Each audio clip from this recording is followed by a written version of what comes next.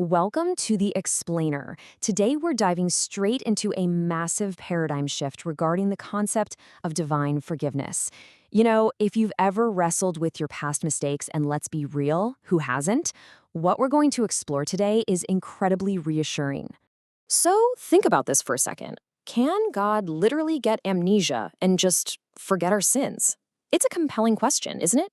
As humans, when we mess up, we sometimes wonder if the Creator's memory actually fails him when he chooses to forgive us.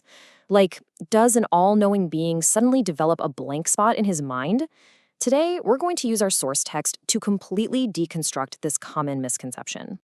Section 1. The Promise of Forgiveness. Let's start with a really profound promise recorded centuries ago by the prophet Jeremiah. In chapter 31, verse 34. He quotes Jehovah as saying, "I will forgive their error, and I will no longer remember their sin." Now, I want you to draw special attention to that final phrase, no longer remember. We hear that, and naturally we immediately think of a cognitive lapse, right? A forgetting of facts. But hold that thought, because another text adds a fascinating layer to this. Centuries later, the Apostle Paul used a very similar expression when referring to those exact words from Jeremiah. Hebrews 8:12 says, "I will no longer call their sins to mind." This naturally begs the question, what does calling to mind or remembering truly mean in the Bible? Because if it's an intentional act of the mind, we need to understand the mechanics behind it. Section 2, redefining the word remember.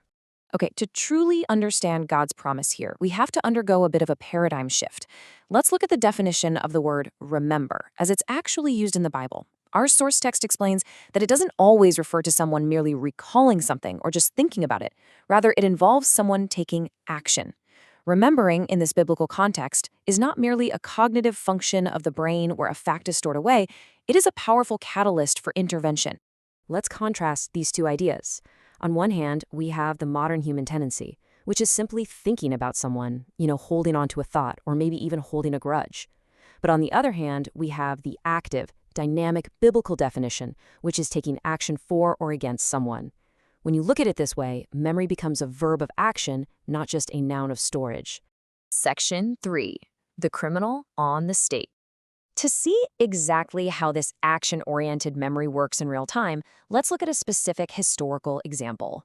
Think about the criminal hanging on the stake right next to Jesus. He requested, "Jesus, remember me when you get into your kingdom." That's recorded in Luke 23, verses 42 and 43. Notice his intentional use of the word remember. Why did he choose that specific word in his dying moments? Well, let's break down the logical sequence of this interaction. Step 1, the criminal requests to be remembered. Step 2, Jesus makes a promise in return. And Step 3, this results in a future action of resurrection. Our source material makes a really critical point here. This criminal wasn't simply asking Jesus to, look back and think about him fondly at a later time. He wasn't asking for Jesus to just hold his memory in his mind. He was pleading for a literal, physical intervention. And Jesus' response validated exactly that. He indicated that he would take action to resurrect him. Jesus completely understood remembering as a firm commitment to take a monumental action. For Jesus to remember this man meant stepping into history and acting on his behalf to bring him back to life. Section 4. Divine amnesty in action. So let's bring this all together and apply this redefined understanding of memory directly back to Jehovah's original promise. If, biblically speaking, "I will remember" means I will take action, then the inverse absolutely must be true. When God declares, "I will no longer remember," it equates to "I will not take action." God isn't saying he suddenly develops amnesia. He's intentionally stating that he's choosing not to take punitive action against us based on those past errors. When Jehovah says that he no longer remembers our sins, he means that he will not take action against us. He is not going to punish us sometime in the future for sins that he has already forgiven. And wow, isn't that the ultimate reassurance?